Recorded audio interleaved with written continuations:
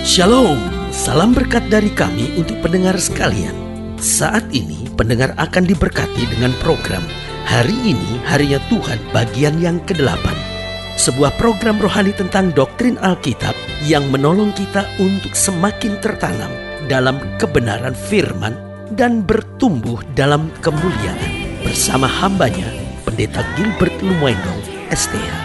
Banyak orang merasa doktrin Alkitab sebagai sesuatu yang membingungkan. Tetapi tahukah saudara bahwa doktrin Alkitab intinya adalah memahami Alkitab dengan benar, dengan pemahaman yang sistematis, sehingga kita terus dapat tertanam di dalam kebenaran firman, sehingga kita terus bertumbuh di dalam kemuliaan Allah. Buka hati saudara sekalian untuk menerima berkat-berkat firman-Nya hari ini. Allah kita adalah Allah yang menyediakan kesegaran dan kenyamanan. Haleluya. Karena itu Allah kita juga seringkali disebut sebagai pembawa air yang menyejukkan. Karena kalau kita bicara air selalu mendatangkan kesejukan, kesegaran, bahkan kenyamanan. Namun seringkali dalam hidup kita, karena alasan-alasan tertentu, ada saatnya Allah tidak memberikan air dan bahkan tidak menyediakan hujan. Pertanyaannya, kenapa itu bisa terjadi? Yang pertama, untuk mengingatkan kita bahwa ada jalan kita yang salah. Allah menutup langit. Allah tidak mengalirkan air buat kita. Tujuannya untuk membuat kita sadar, membuat kita berpikir bahwa ada jalan kita yang salah. Karena kalau Allah tidak menegur kita, maka yang terjadi kita tetap di jalan yang salah kita, dan akhirnya hidup kita binasa di dalam kehancuran. Yang kedua, saya pelajari kenapa ada saatnya Tuhan tidak mengalirkan air dan tidak menyediakan hujan, untuk mengingatkan kita bahwa kita mungkin sedang jauh dari Tuhan. Karena kalau hidup kita jauh dari Tuhan dan Tuhan tidak mengingatkan kita, maka apa yang terjadi? Setan akan mudah menghancurkan, menyerang, dan bahkan membuang hidup kita di dalam kebinasaan. Karena saudaraku yang kekasih dalam Tuhan, setan gak peduli kita orang Kristen, setan gak peduli kita pegang Alkitab, setan gak peduli kita aktif dalam kegiatan-kegiatan rohani. Kalau hidup kita jauh dari Tuhan, maka kita menjadi bola permainan iblis itu, sehingga hidup kita dibinasakan dan akhirnya hidup kita di dalam kehancuran. Yang ketiga, saya pelajari kenapa ada saatnya Tuhan tidak mengalirkan air dan tidak menyediakan hujan, untuk mengingatkan kita bahwa kita harus kembali ke jalan Tuhan. Kadangkala kita sadar kita sudah jauh dari Tuhan, tapi kita pikir ya sudahlah, meskipun jauh dari Tuhan, toh yang penting hidup saya masih oke, hidup saya masih berjalan sebagaimana biasanya. Tuhan memberhentikan aliran air, Tuhan tidak menyediakan hujan dengan satu tujuan, hanya supaya kita kembali kepada Tuhan. Karena waktu kita kembali kepada Tuhan, berkat Tuhan akan tercurah lebih luar biasa lagi. Haleluya. Dan yang keempat, saya pelajari kenapa ada saatnya Tuhan tidak mengalirkan air dan tidak menyediakan hujan, untuk mengingatkan kita bahwa makin kita jauh dari Tuhan, hidup ini makin terasa berat. Akhirnya kita sadar, iya ya Tuhan ya, kalau saya jauh dari Tuhan, hidup saya susah. Kalau saya jauh dari Tuhan, saya kehilangan damai. Tetapi kalau saya dekat dengan Tuhan, segala yang baik, anugerah, kasih karunia akan tercurah luar biasa dalam hidup saya. Haleluya. Selamat datang dalam program kita hari ini, Harinya Tuhan. Sebuah program rohani yang kembali mengingatkan kepada kita betapa pentingnya kita menjadikan firman Tuhan sebagai dasar keseharian hidup kita. Karena selama kita menjadikan firman Tuhan sebagai dasar keseharian hidup kita, langkah-langkah ke depan kita penuh dengan kepastian, kemenangan, berkat, mujizat, dan perkara-perkara besar. Haleluya. Dan dalam program kita ini, kita sedang membahas tentang tidak menerima hujan dan tidak mendapat air. Karena Allah kita adalah Allah yang selalu membawa air kesegaran. Itu sebabnya pemazmur berkata, Tuhan adalah gembalaku, takkan kekurangan aku.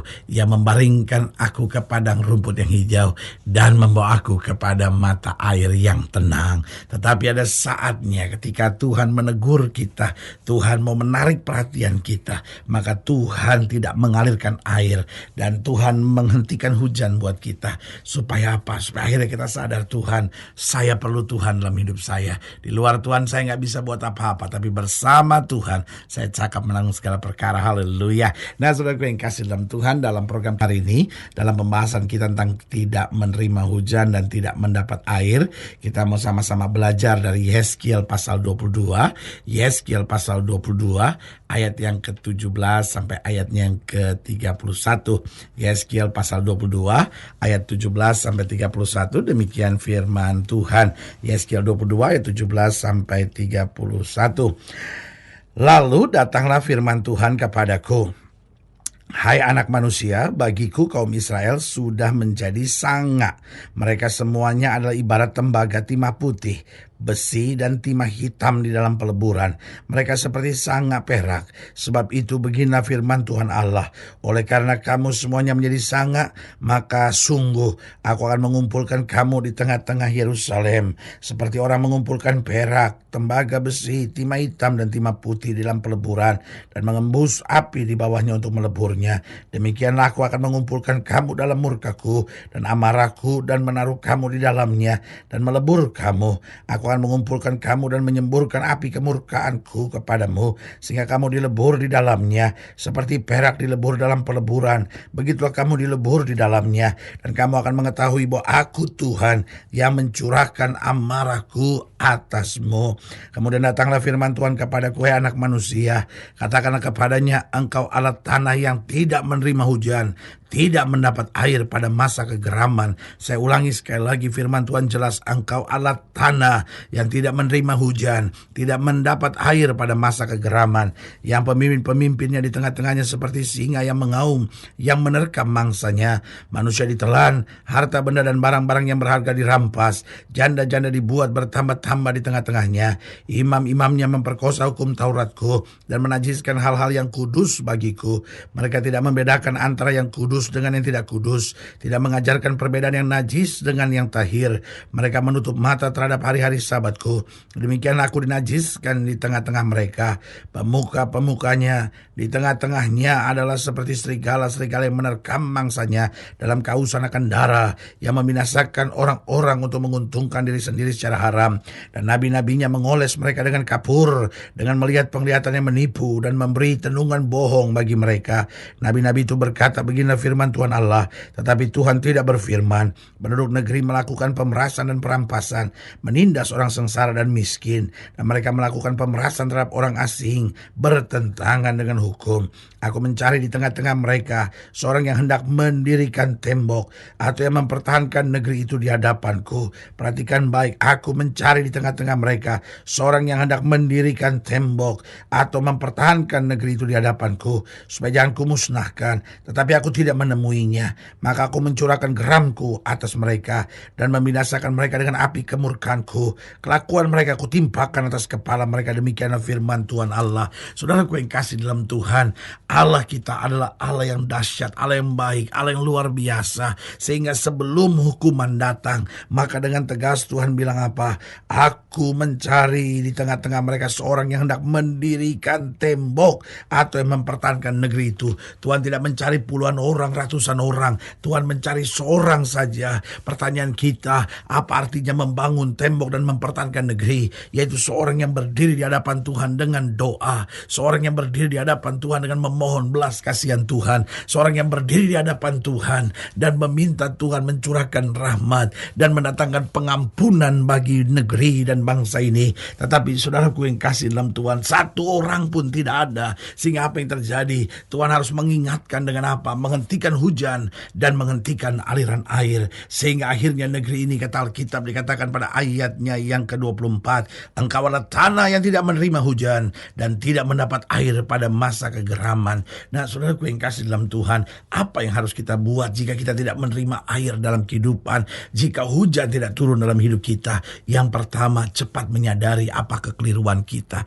Tuhan bukan mau menghukum, menghajar dan menghabiskan kita. Tuhan adalah Allah yang hanya mau mengajar sadar dan memperingatkan kita. Allah hanya mau yang baik dalam hidup kita, supaya kita jangan binasa, supaya kita jangan hancur, supaya akhirnya kita jangan dimangsa oleh kegelapan. Sehingga apa yang terjadi? Tuhan mengizinkan aliran air dihentikan, Tuhan mengizinkan supaya hujan dihentikan. Tujuannya sederhana, supaya kita menyadari apa kekeliruan kita, berbalik, bertobat, supaya pengampunan, kasih, anugerah, berkat, kemuliaan akan Tuhan nyatakan bagi kita. Yang kedua, apa yang harus kita buat jika kita tidak menerima air dalam kehidupan? Yaitu ingat, adakah janji atau nasar yang belum kita tepati? Saudaraku yang kasih dalam Tuhan, kadang-kadang kita pikir, saya nggak ada dosa kok, saya udah hidup benar kok, saya udah mencoba kok untuk hidup sungguh-sungguh dengan Tuhan. Kenapa kok berat tantangan kehidupan saya akhir-akhir ini? Jawaban saya sederhana, mungkin ada janji, mungkin ada nazar yang kita sampaikan di hadapan Tuhan.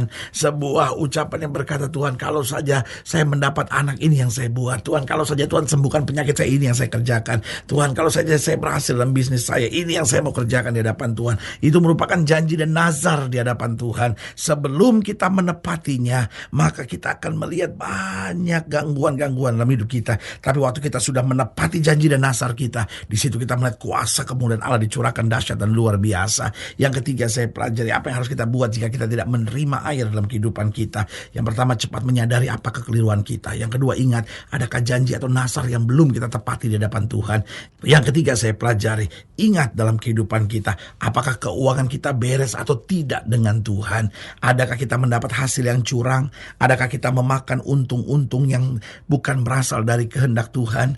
Adakah kita membayar perpuluhan kita dengan sungguh-sungguh? Kadangkala persoalannya kita melihat, kenapa kok dalam keuangan saya terus dalam masalah. Dan kalau kita mau jujur, seringkali keuntungan kita bukan keuntungan yang halal. Kita dapat keuntungan yang menipu, kita dapat keuntungan yang curang. Itu sebabnya Tuhan tidak mau kita hidup dengan kondisi seperti itu. Atau kadangkala kita sudah setia sama Tuhan, tapi belum membayar perpuluhan kita. Saudaraku yang kasih dalam Tuhan, itu adalah bagian yang penting, sehingga kita dapat melihat air kehidupan mengalir dahsyat dan luar biasa. Dan yang keempat, yang terakhir, apa yang harus kita buat jika kita tidak menerima air dalam kehidupan kita? Yang pertama, ingat, cepat sadari apakah kekeliruan kita. Yang kedua, ingat, adakah janji atau nasar yang belum ditepati. Yang ketiga, ingat, adakah keuangan kita beres atau tidak di hadapan Tuhan.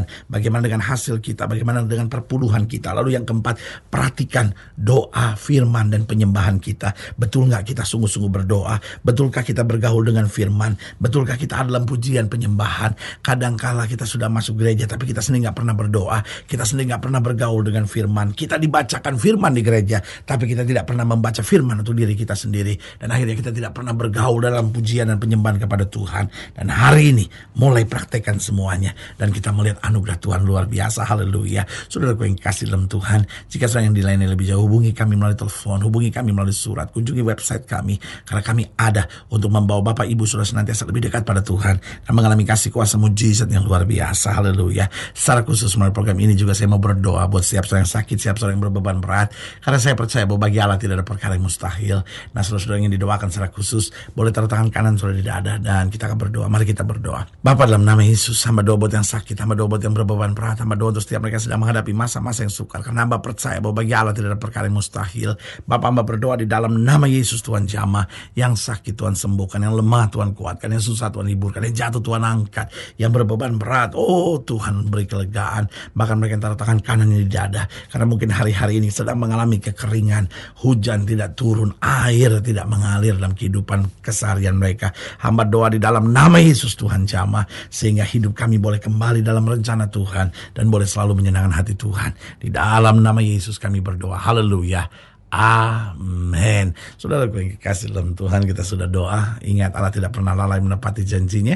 Inilah saatnya buat kita untuk bangkit, bersemangat, bersukacita dalam menghadapi segala perkara. Karena kita tahu Yesus hidup, Yesus berkuasa, dan selalu menyediakan yang terbaik buat anak-anaknya. Doa saya menyertai saudara. Sampai berjumpa pada program berikut, dan jangan lupa jadikan hari ini harinya Tuhan. Haleluya.